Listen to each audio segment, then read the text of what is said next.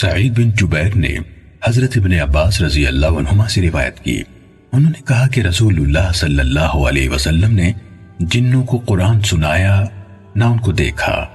اصل واقعہ یہ ہے کہ رسول اللہ صلی اللہ علیہ وسلم اپنے چند ساتھیوں کو ساتھ لے کر عکاظ کے بازار کی طرف جانے کے ارادے سے چلے۔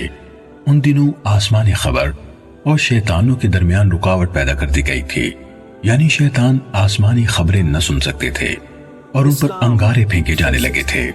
تو شیاطین خبریں حاصل کیے بغیر اپنے قوم کے پاس واپس آئے۔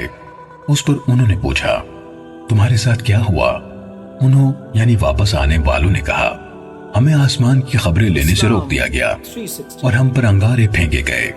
انہوں نے کہا، اس کے سوا یہ کسی اور سبب سے نہیں ہوا کہ کوئی نئی بات ظہور پذیر ہوئی ہے، اس لیے تم زمین کے مشرق و مغرب میں پھیل جاؤ اور دیکھو کہ ہمارے اور آسمانی خبر کے درمیان حائل ہونے والی چیز کی حقیقت کیا ہے۔ وہ نکل کر زمین کے مشرق اور مغرب میں پہنچے۔ وہ نفری جس نے تہامہ کا رخ کیا تھا گزری تو آپ صلی اللہ علیہ وسلم عکاظ کی طرف جاتے ہوئے کھجوروں والے مقام نخلا میں تھے، اپنے ساتھیوں کو صبح کی نماز پڑھا رہے تھے۔ جب جنوں نے قرآن سنا تو اس پر کان لگا دیے اور کہنے لگے، یہ ہے جو ہمارے اور آسمانوں کی خبر کے درمیان حائل ہو گیا ہے۔